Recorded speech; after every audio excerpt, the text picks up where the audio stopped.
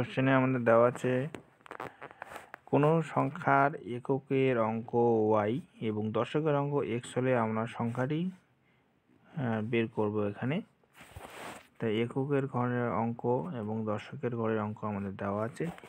এককের ঘরের অঙ্ক দেওয়া আছে আমাদের কত y এবং দশকের অঙ্ক দেওয়া আছে আমাদের x।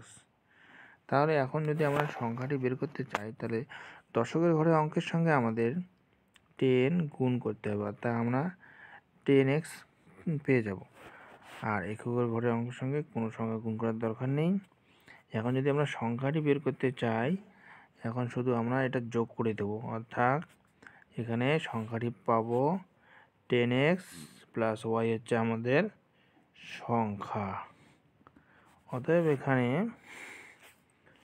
সি নাম্বার অপশনটি আমাদের সঠিক অ্যান্সার, যে 10x প্লাস y হচ্ছে সংখ্যাটি। এটাকে যদি আমরা ভালো করে বুঝতে চাই, দেখো আমরা প্রথমে এখানে দুটো সংখ্যা লিখলাম 23 এবং 32।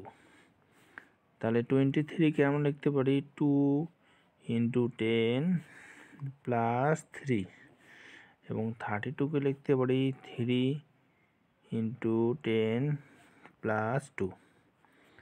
এখানে এককের ঘরের অঙ্ক 3, এখানে দশকের ঘরের অঙ্ক হচ্ছে 2। একইভাবে এখানে এককের ঘরের অঙ্ক হচ্ছে 2 এবং দশকের ঘরের অঙ্ক হচ্ছে 3। দেখো দশকের ঘরের অঙ্কের সঙ্গে আমরা 10 গুণ করেছি, গুণ করার পর এককের ঘরের অঙ্কটা যোগ করে দিয়ে আমরা কিন্তু 23 এখানে পাচ্ছি।